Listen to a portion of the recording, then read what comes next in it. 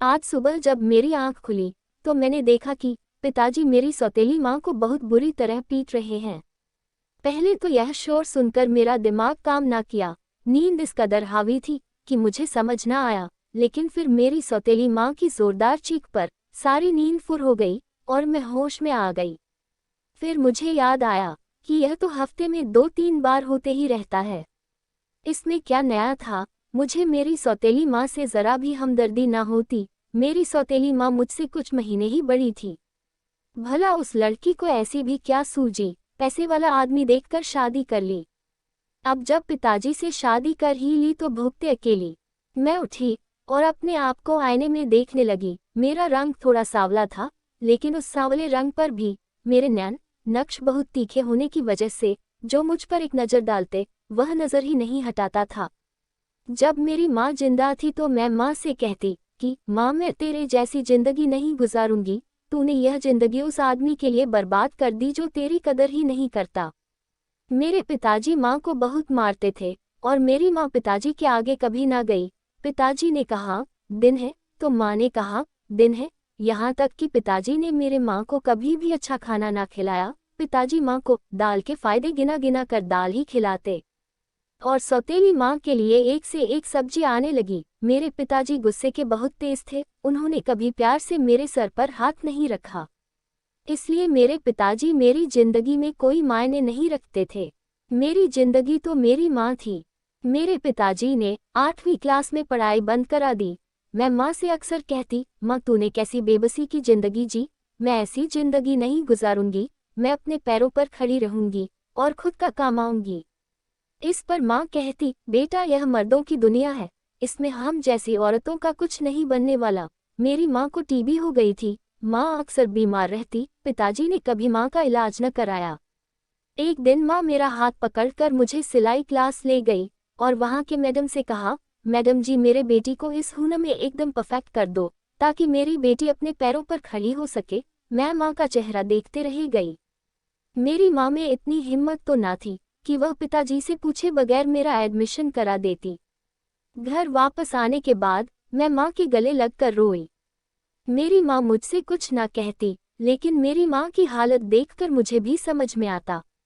शुरू के कुछ महीने पिताजी को मेरे एडमिशन के बारे में कुछ पता ना चला, लेकिन जब पता चला तो पिताजी ने माँ को बहुत पीटा। मेरी माँ मार खाती और पिताजी के सामने फिर से खड़ी हो जाती।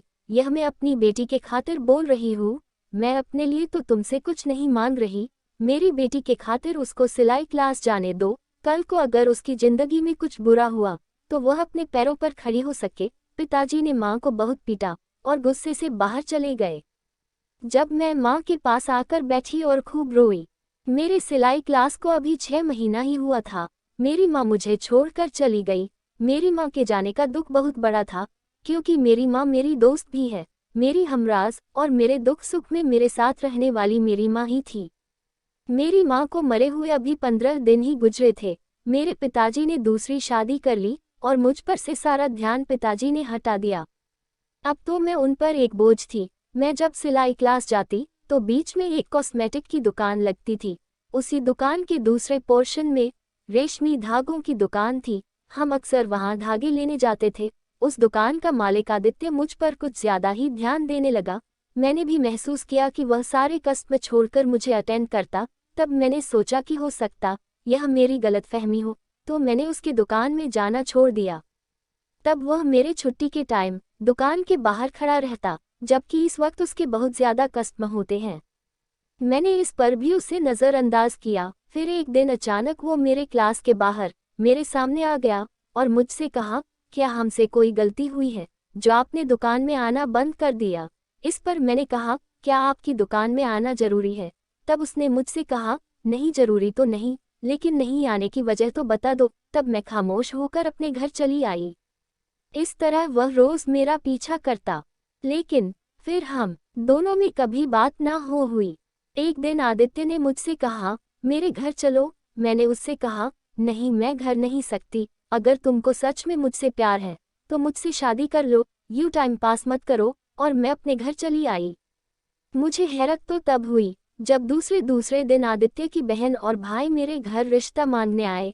ऐसे भी मेरे पिताजी को मुझ में कोई इंटरेस्ट नहीं था। उन्होंने जो रिश्ता देखा उसमें हाँ कर दी और फौरन ही मेरी शादी कर दी। आदित्य मुझे बहुत चाहते, लेकिन वह कभी कभी मेरे सांवलेपन का मुझे ताना देते। इस पर मैं बहुत ज्यादा अपनी स्किन का केयर करती, अलग अलग क्रीम इस्तेमाल करती ताकि मैं आदित्य जितनी गोरी हो सकूं। आदित्य मेरे लिए एक क्रीम लाए और कहा, इसे रोज रात को लगाकर सो जाया करो, कुछ ही दिनों में उसका असर तुम्हारे स्किन पर दिखेगा। मैं रोज उस क्रीम को लगाकर सोती।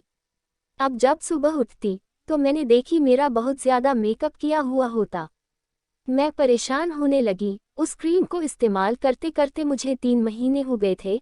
मेरी स्किन पर उसका कोई अच्छा रिजल्ट नहीं दिखा, उल्टा मेरे चेहरे पर दाग, धब्बे और पिंपल आने लगे। मैंने आदित्य से कहा, यह क्रीम मुझ पर कोई असर क्यों नहीं दिखा रहा? तब आदित्य ने कहा, तुम लगाती रहो, एक दिन असर जरूर दिखेगा। आदित्य का छोटा भाई एक दिन मुझसे कहने लगा, यह क्रीम इस्तेमाल मत करो। उसने मुझे इतना कहकर चला गया। मैंने आदित्य को नहीं बताए और उस क्रीम को फेंक दी। आदित्य को लगा मैं वह क्रीम लगाकर सो गई हूँ। रात को मेरे कमरे की लाइट ऑन हुई।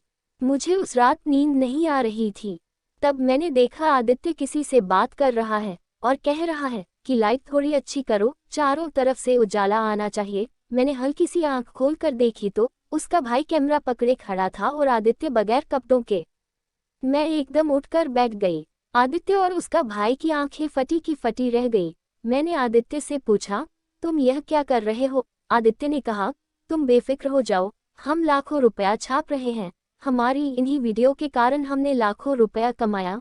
मैं उन दोनों के सामने बेबस थी, इसलिए रात में उन्होंने जो करना था उन्हें करने दी। लेकिन जब वह सुबह दोनों सो रहे थे, मैंने जाकर पुलिस स्टेशन में दोनों की कंप्लेंट कर दी। फिर साइबर क्राइम वालों ने ऑनलाइन से मेरी सारी वीडियो डिलीट कर दी और आदित्य और उसके भाई को गिरफ्तार किया और विश्वास दिलाया कि इन्हें लंबी सजा होगी।